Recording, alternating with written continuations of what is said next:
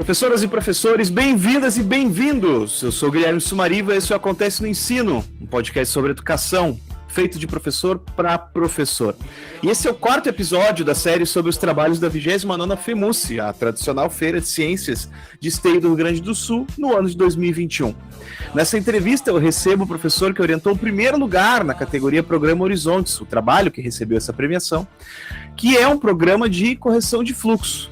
O Luiz Antônio da Silveira, ele é graduado em Pedagogia e Filosofia, além, de ter uma gama bem grande de especializações, como Sociologia no Ensino Médio, EJA na Diversidade, Educação Ambiental e Gestão Municipal.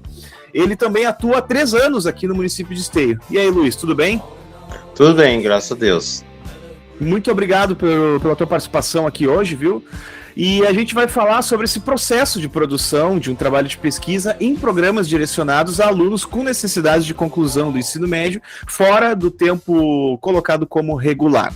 E vocês que estão ouvindo, já visitaram o nosso site? O site é o www.acontecenoensino.com.br. Lá tem todo o acervo de entrevistas, colunas, redes sociais e tudo mais que a gente produz aqui na casa, não Acontece. Os podcasts estão em todos os agregadores, Spotify, Apple Podcasts, Deezer, todos os mais conhecidos e os não conhecidos também. A gente fez questão de colocar em todos os conhecidos, né? E então escolhe o teu preferido e segue a gente. Bom, dado o recado, vamos seguir para a entrevista.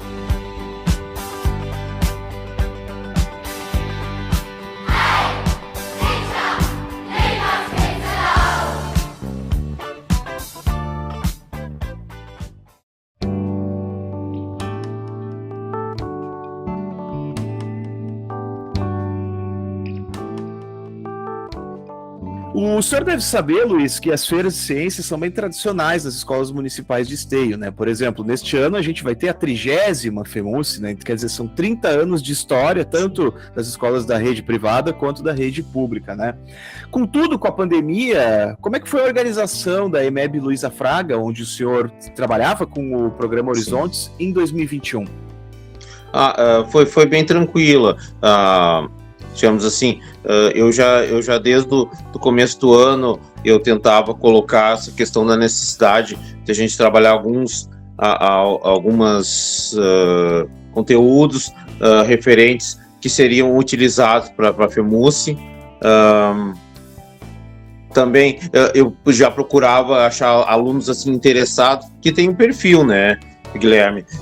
Digamos assim, nem todos alunos a gente consegue que tenham aquela, como é que eu vou te falar, aquele empenho na FEMUSE. Tu imagina, foram 6 turnos lá na FEMUSE, eu tive alunos que conseguiram ir um turno, na verdade só tive uma aluna que conseguiu ir os 3 turnos, é algo assim, como é que eu vou te falar, que tem que ter empenho mesmo, né, e tem que ter uma dedicação tanto para pesquisa, tanto para o trabalho mesmo da feira, né? E o trabalho. Sim, também, a questão de pesquisa, eu não sei se tu sabe, agora Esteio fez ele tem um convênio com a Universidade Federal de Santa Maria para alunos de autohabilidades, e agora no curso apareceu que um dos tipos de encaminhamento que pode ser feito para alunos de alta habilidade seria essa questão da pesquisa, e daí eu já estou utilizando agora nesse momento.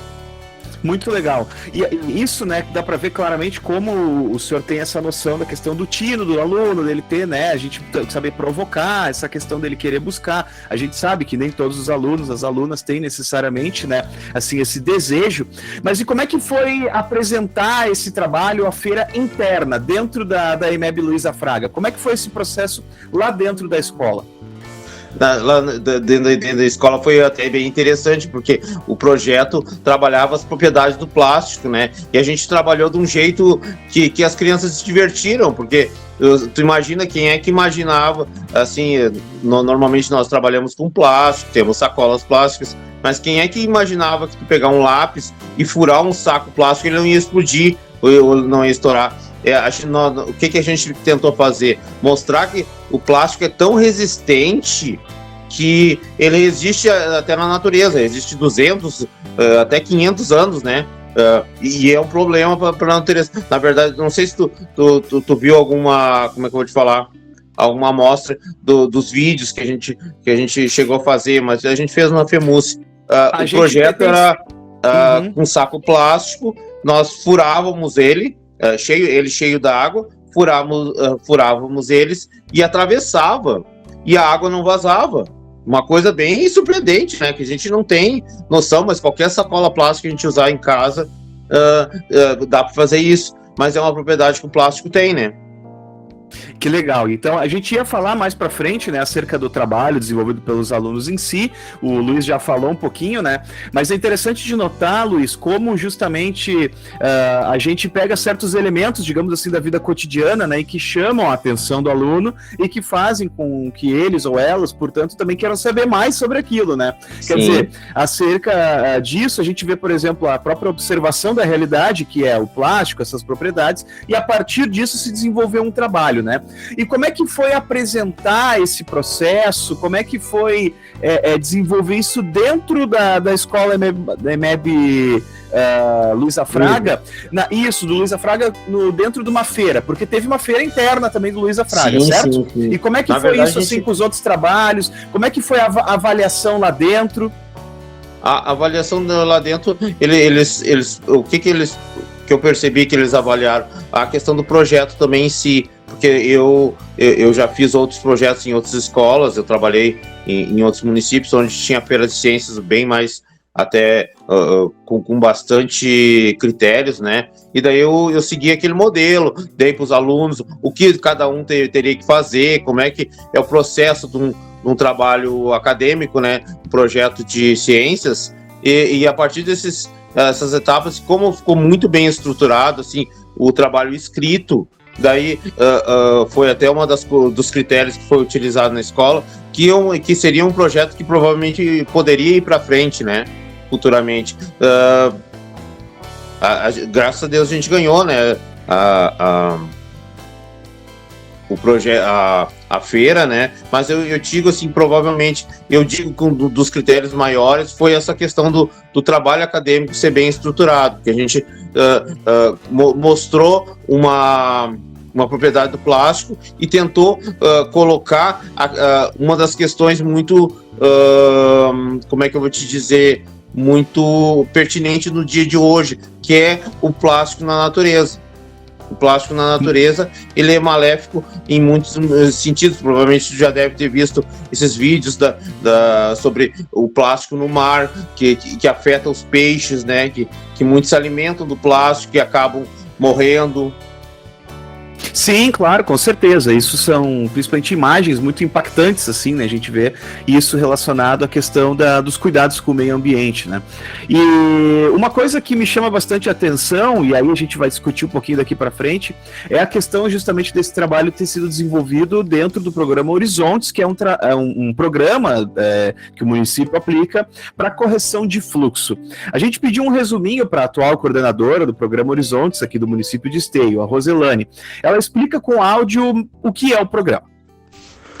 Olá, eu sou Roselane Santos, coordenadora local do programa Horizontes no município de Esteio. O programa Horizontes, ele é um programa destinado a alunos que estão em defasagem da sua idade escolar em relação ao ano que deveriam estar estudando neste ano. Então, são alunos que, no tempo certo, não tiveram oportunidade de avançar no seu conhecimento em sala de aula regular. Esses alunos precisam de um olhar bastante especial em relação à sua forma de aprender. São alunos que, quando com um grupo de professores, fica muito mais complexa a sua forma de identificar como ele aprende melhor, como eu posso potencializar esse aluno de maneira que ele aprenda melhor. Então o programa Horizontes, ele vem já desde 2020 com essa perspectiva de estar olhando a partir de um único professor capacitado para olhar para a sua individualidade, potencializar o conhecimento que ele já tem, lhe dando todo o embasamento, o suporte, um olhar carinhoso e muito especial para que ele possa dar conta de aprender e concluir, então, os seus estudos no tempo certo. Então, o programa Horizontes já acontece desde 2020 no nosso município aqui em Esteio e já tem formado 420 estudantes na sua primeira etapa. Agora, então, em 2022, inicia-se a sua segunda edição, onde já temos 167 estudantes matriculados para também terem a mesma oportunidade de concluírem os seus estudos com um olhar muito especial, muito carinhoso, respeitando a sua individualidade e potencializando aquilo que cada um já tem enquanto força para a sua aprendizagem. Esse é o programa Horizontes no município de Esteio. Ô Luiz, agora com o que a gente ouviu da Roselane acerca do programa Horizontes, quais são as particularidades de fazer ensino através da pesquisa com alunos em situação de distorção idade série? Porque, penso, não é exatamente a mesma coisa do que realizar isso numa turma regular, né? Também existem outras questões que estão ao redor, né? Provavelmente porque, digo assim, eles têm uma vivência, digamos assim, porque já estão mais tempo na escola, já tiveram, normalmente tiveram repetência, essas situações. Então, normalmente trazer o dia a dia. É que o que acontece? O programa Horizonte, tu sabe que ele trabalha muita, como é que eu vou te falar, com metodologia Paulo Freire, que trabalha o que acontece realmente, o uso dos conteúdos da escola na vida diária. Por exemplo, se tu começar a olhar as apostilas do Horizonte, tu vai ver que vai acontecer ali de mostrar, por exemplo, as medidas, a gente trabalhando medidas, alguém construindo uma casa. Uma coisa bem comum, assim, provavelmente que alguns vão trabalhar de pedreiro, vão trabalhar de carpinteiro, entende? São trabalhos que muitos vão exercer no futuro, ali mostrando que será necessário para a vida deles. A gente não está ali aprendendo por nada. Porque, às vezes, o que a gente vê no ensino regular? Que nós ali estamos aprendendo conteúdos, mas eles não sabem exatamente para que vai servir aquele conteúdo. Eu estou aprendendo soma, subtração, mas, digamos assim, se ele for trabalhar num caixa do supermercado, vai ser extremamente necessário aquilo. Ou seja, se muda, digamos assim, o fluxo do conhecimento, né? Isso. Da onde ele parte, né? Quer dizer, a partir da realidade, a gente vai lá e parte depois, portanto, para a abstração, para o desenvolvimento daquela competência, daquela habilidade, né? Que vai ter alguma implicação na vida. Isso é bacana de ouvir, né? Porque, embora a gente busque tentar fazer isso sempre também no ensino regular, o que tu está me dizendo, e provavelmente também eu penso que, como um todo, isso seja também a ideia do programa, de partir da realidade, né? Partir da realidade. Sim. E tentar, a partir disso, colocar isso para a vida do aluno. Ô Luiz, tu já falou um pouquinho sobre a questão do trabalho, mas eu queria repetir, talvez assim que tu fale um pouquinho de forma mais extensa, né, para os nossos ouvintes entenderem, afinal, do que é o trabalho que foi desenvolvido. Tu poderia sintetizar para quem está ouvindo sobre o que foi o trabalho, como é que ele começou, da onde que tiraram esse tema, da onde que veio a pergunta-problema, enfim, tu poderia falar para a gente um pouquinho? Sim. O que aconteceu? Quando surgiu a proposta de participarmos do projeto de ciências, eu coloquei para os colegas, para os alunos, a necessidade de a gente achar alguma coisa interessante, realmente, alguma coisa que deixasse a gente curioso, deixasse as pessoas curiosas de saber o que é. E uma das meninas me mandou um vídeo do, eu acho que é do TikTok, que tinha eles fazendo essa experiência. E daí eu conversei com as meninas. Vocês já pensaram que a gente não sabe por que acontece isso aí? Por que realmente o saco não estoura? Porque, imagina, a gente tá furando. Se a gente furar um balão, vai estourar. Ele é de um outro material. Mas se a gente furar plástico, não estoura. Por quê?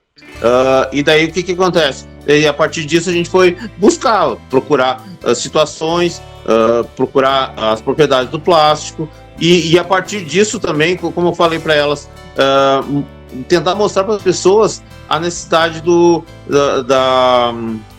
da reutilização, reciclagem, né? Porque ele fica muitos anos. Se a gente for fazer uma pesquisa a fundo ali da quantidade de anos que cada plástico fica na natureza, tem plásticos que chegam a durar 500 anos, tu imagina? É muito tempo. E fora que se a gente também for a fundo da onde surge o plástico, a maioria dos polímeros são de origem do petróleo, algo que é finito, né? Uma hora vai acabar, que na verdade o petróleo não é utilizado só para gasolina, para o diesel, é para o plástico também. E tu imagina como é que vai ser o nosso mundo sem plástico?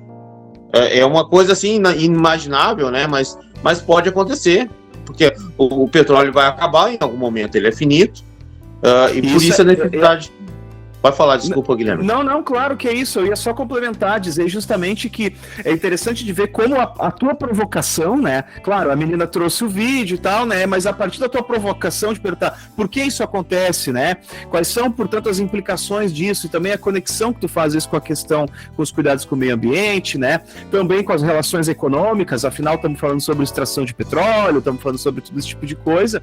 É muito legal ver como a gente pega no ensino através da pesquisa, na metodologia de ensino através da pesquisa, a gente vê como a gente consegue interligar, entrelaçar elementos da realidade concreta com as abstrações necessárias para o domínio da linguagem científica, né? Sim, isso que é legal do exemplo que o senhor está trazendo, né? E aí eu queria perguntar, porque assim, a geografia de Esteio, para quem está nos ouvindo em linhas muito gerais, é uma espécie, eu brinco, uma espécie de Chile oeste a leste, né? O município de Esteio é o menor município em extensão territorial do Rio Grande do Sul, mas ele não é o com menor população, ele tem algo em torno de 90 mil habitantes hoje, etc. E a 29ª FEMUSE aconteceu pela primeira vez no Parque de Exposições Brasil, que é muito conhecido pela Expo Inter, né?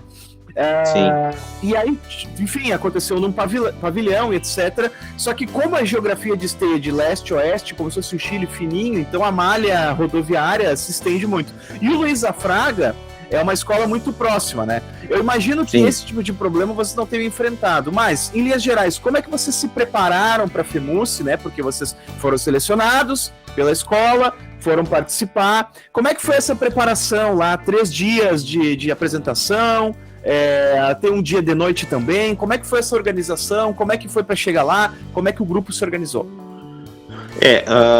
Essa questão eu fiz tipo uma tabela de quem ia participar, e quando cada um poderia, os turnos que cada um poderia estar lá, porque, digamos assim, eu tenho outra escola à tarde, daí, as tardes eu não poderia estar todas as tardes lá. A gente fez um cronograma certinho, eu consegui ficar boa parte do tempo lá com eles. Outra coisa, nós ensaiamos uma apresentação, assim, basicamente, o que eles teriam que saber para falar para o público, né? As informações, o que a gente estava realmente querendo passar com o nosso trabalho, a questão do cuidado com o plástico, demonstrando uma das propriedades dele, né? Esse tipo de coisa. Até eu vou ser bem franco para ti, eu fiquei muito feliz porque realmente o meu grupo se empenhou muito. Eles estavam muito empenhados, era uma coisa nova para eles. Exatamente essas crianças que estavam no Horizontes, elas não eram umas crianças que eram vistas no ensino, porque, como tu percebeu pela fala da Roselane, provavelmente ela falou da questão que eram alunos que já tinham repetido de ano, já, digamos assim, já estavam com uma defasagem no seu na questão da idade série, né?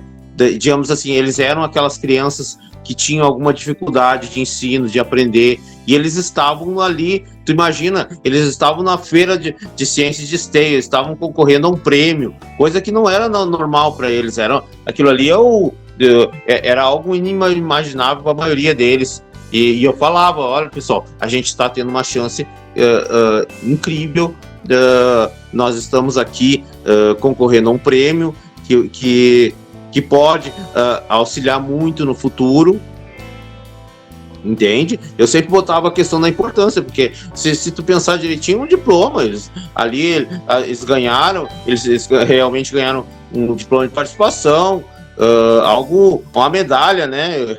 eu ser bem franco pra ti, foi a minha primeira medalha que eu recebi, eu fiquei... Eu chorei na hora. Não tem como não se emocionar, né? E esse elemento afetivo é muito importante, né? Penso que um dos grandes propósitos desse tipo de evento é justamente esse, né? A ideia de poder também pegar um pouco da memória afetiva desses alunos, deles terem lembrar da coisa, poxa, lembraram de mim, viram o meu trabalho, foram lá visitar, me fizeram perguntas, ou seja, deixa de ser uma coisa assim, exclusivamente, como tradicionalmente muitas vezes unicamente fazer uma coisa para fazer uma entrega. Eu entrego como se fosse um trabalho para eventualmente ganhar uma nota. Não, a ideia é estimular justamente a presença ali, a pergunta, as pessoas verem, etc. E aí, né, eu queria te perguntar o seguinte, essa emoção que a gente tem também está muito relacionado com essa coisa de a gente estar ali socializando, né? A gente está vendo outros trabalhos, a gente está vendo ali as produções de várias escolas, etc. A minha pergunta é o seguinte, tu, Luiz, conseguiu interagir com outros trabalhos? Eu digo assim, deu tempo de dar uma explorada, ver alguns trabalhos, aprender, trocar umas ideias? Teve algum, assim, que chamou tua atenção, que enquanto tu circulava, tu disse, esse trabalho aqui, gostei. Teve um trabalho de uma colega nossa que era sobre jeans, sobre todos os tipos da origem do jeans. Eu achei maravilhoso. A da Silvânia, do Horizontes também. Eu sempre falo pra ti, eu tinha certeza que aquele lá tinha muitas chances de ganhar. Quando eu vi aquele trabalho, até que é uma das coisas que a gente estava. Eu estava pensando na questão da competição também, mas eu achei maravilhoso. Ela pesquisou todos os tipos de jeans, os trabalhos que era feito com jeans reutilizado, né, jeans velho. Eu achei magnífico. Teve outro sobre questão de captação de água também. Como eu te falei, eu sou um pouco fissurado nessa questão do meio ambiente. Eu percebo a necessidade da gente buscar alguma coisa para o futuro, porque o futuro vai ficar para os nossos filhos, vai ficar para os nossos netos. É necessário a gente pensar nisso. Mas teve muitos trabalhos magníficos. Eu digo assim, nós ganhamos, graças a Deus, mas tinha muitos com boa parte, digamos assim, com muita chance de ganhar. Eu fiquei maravilhado, realmente, com o empenho daquelas crianças. Isso é muito legal de ouvir, porque as feiras de ciência, às vezes, têm algumas dificuldades justamente em razão do aluno, da aluna, do professor, orientador, enfim, terem que estar sempre ali à disposição para caso venha um avaliador. Volta e meia a gente escuta, né, que o grupo não conseguiu ver trabalhos, etc. Isso é algo a ser corrigido, inclusive, na própria FEMUSE, né? Eu que sempre tenho a oportunidade, falo, inclusive, isso. Mas aí, é legal saber que tu conseguiu dar uma circulada, imagino que os teus alunos, as tuas alunas também, né, em algum momento, para conhecer os trabalhos. E aí, bom, vocês tiveram o resultado, né? Vocês tiraram o primeiro lugar na categoria Programa Horizontes.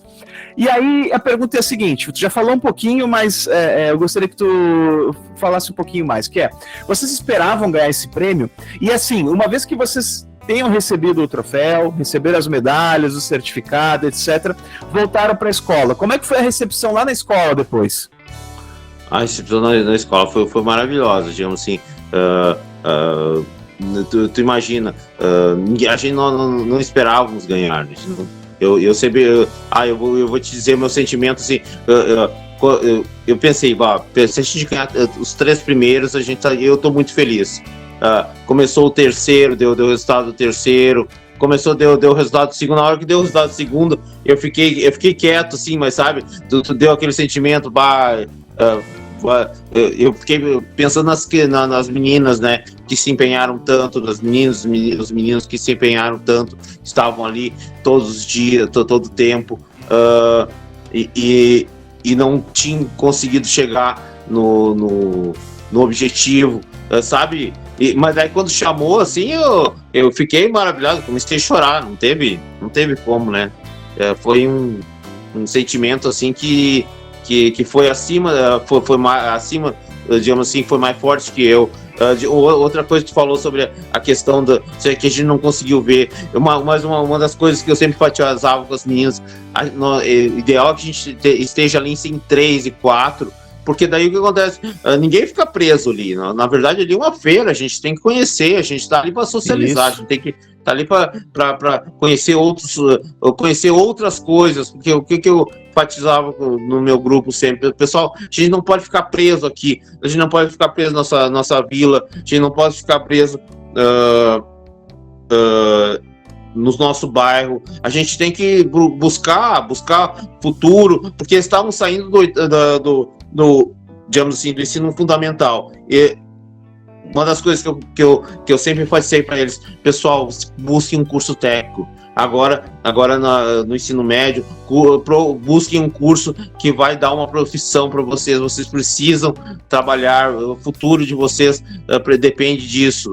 Tudo bem, ensino médio, mas se vocês conseguirem entrar num técnico, eu acho que, se não me engano, eu tenho notícia que só um conseguiu entrar no de logística da nossa escola técnica ali do centro. Como é que eu agora... Bernardo Vieira de Mello, do Centro de Esteio? Bernardo de Mello. Temos pelo menos um aluno nosso que está ali no Bernardo de Mello fazendo técnico logística. Uma das insistências minhas, que eles pelo menos tentassem. Eu falo, não conseguiu, tudo bem, mas tentem, porque se vocês forem para frente, vai ser bem útil isso no mercado de trabalho. Mas eu digo assim, a recepção na escola foi magnífica, né? Foi incrível, assim, e digamos assim, a diretora foi na sala, a orientadora, olha, eles foram muito parabenizados, graças a Deus.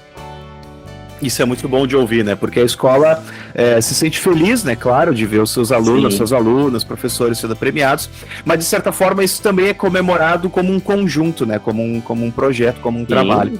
E, Luiz, a gente tem a esperança agora que nesse ano de 2022 as coisas tendem a melhorar, né, em razão do avanço da vacinação, né, a gente está vendo os níveis, questões da pandemia, questão sanitária também sendo relativamente controlados, evidentemente ainda não acabou, mas a gente sabe que, né, tá melhorando e tal. E a tendência é que a rotina da escola se torne cada vez mais parecida com aquilo que foi a pré-pandemia em 2020, claro, somados todas as questões da pandemia, né? De defasagem de aprendizagem, etc, né? Eu queria perguntar o seguinte, que tipo de dicas, sugestões, etc, que tu poderia dar para quem está nos ouvindo e também trabalha com programas de correção de fluxo, de distorção de idade série, idade ano, e eventualmente vão trabalhar ensino através da pesquisa e vão orientar trabalhos, sejam aqui em Esteio ou em outros locais do Rio Grande do Sul, do Brasil. Que tipo de dicas, que tipo de coisas tu falaria para essas pessoas que vão encarar esses desafios? Não desistam das crianças, sabe? Porque eu digo assim, em muitos momentos, às vezes uma criança que ela pode não ser agressiva contigo, ela pode dizer, não quero participar, mas na verdade às vezes pode ser como é que eu vou te falar, uma fuga, porque ela não acredita nela mesma. Eu acho que a gente tem que fazer os alunos acreditarem neles mesmos, porque a gente percebe muito no nosso dia a dia, muitos alunos desacreditados, assim, em casa são desacreditados, na sociedade são desacreditados, eles não têm como é que eu vou te dizer, eles não são pessoas que têm uma importância social. A gente tem que dar essa importância para eles, a gente tem que mostrar que eles sabem. Uma das coisas que eu sempre enfatizo em qualquer aluno, que muitos chegam com aquela, eu sou burro, professor, eu não aprendo. Não, ninguém é burro, isso não existe. Primeiro, burro, eu já levo por questão, burro é sentido figurado, burro é aquele animalzinho, e outra coisa, tudo se aprende. A única diferença, porque eu sempre colocava por eles assim, a única diferença de mim para vocês é que eu tive mais tempo para aprender. E outra coisa que eu colocava para eles, eu consegui fazer faculdade quando eu tinha mais de 30 anos. Vocês têm muito mais chance que eu, porque vocês estão jovens. Se vocês começar a estudar logo, vocês têm muito mais possibilidades que eu. Eu sempre enfatizei isso para eles, que tudo se aprende, não existe questão, eu sou mais inteligente. Não, um teve mais chance que o outro de aprender. Isso a gente tem que sempre enfatizar no aluno, porque às vezes se a pessoa não está passando fome, se a pessoa não está passando necessidade, é muito mais fácil aprender do que um aluno que está ali, digamos assim, numa vila que não tem, uma família que não tem tantas condições, que não tem uma internet, como a gente viu agora nessa pandemia, que muitos não tinham internet, não tinham aparelhos adequados para interagir nas aulas. Digamos assim, ele não tem a mesma chance que aquele aluno que tem a internet, tem o equipamento adequado. Nós temos que ponderar todas essas questões também. Eu sempre penso nisso. A gente tem que pensar nos alunos com equidade. A gente não pode pedir que aquela criança pobrezinha tenha o mesmo rendimento de um que tenha todas as chances, tem todo o tempo do mundo. E que a gente se esforce mais também para dar mais, sim, justamente para a gente poder tentar alcançar uma igualdade possível, né? Justamente, claro. Acho que o termo que tu usou, equidade, é isso, né? A gente poder também dar mais atenção, dar mais recurso, dar mais energia para aquele ou aquela que também precisa mais, né? Dado o seu contexto. Ô, Luiz, gostei muito de tudo que tu falou até aqui. Eu queria te fazer uma última pergunta para a gente encerrar essa entrevista, que é, se tu pudesse traduzir essa jornada, assim, em algumas poucas palavras, ou enfim, da experiência como um todo, o que tu diria que foi de mais importante até aqui, depois de toda essa trajetória, e depois com a conclusão, com a premiação e o feedback da escola? O que tu diria assim, eu acho que o mais importante que eu tirei dessa experiência foi isso. O que seria? O mais importante é o pensamento que a gente não pode desistir. O que eu falava para eles, a gente não pode deixar de sonhar, porque na verdade eu sempre enfatizei desde o começo, falava, a gente vai ganhar e vai ganhar, na verdade, em momento nenhum dizer, não, a gente tá indo lá não, a gente tá indo lá para ganhar. O que eu digo para os meus alunos hoje, eu sei bem que eu tenho a mesma visão desse aí com meus alunos hoje. Hoje eu já tenho os alunos com um grupo, eu já tenho um grupo formado, eu já tenho o tema formado, eu já estou trabalhando. Vou te ter uma ideia, eu estou trabalhando a FEMUS hoje, a próxima FEMUS, que eu nem sei as datas certas. Isso é ótimo, ótimo. Mas eu já te digo assim, que a gente tem que pensar que a gente pode sim, a gente só não pode desistir. Sensacional. O que eu levo disso é que realmente a gente tem que tentar, a gente tem que fazer os alunos entenderem que eles podem, que eles podem chegar muito longe, é só querer.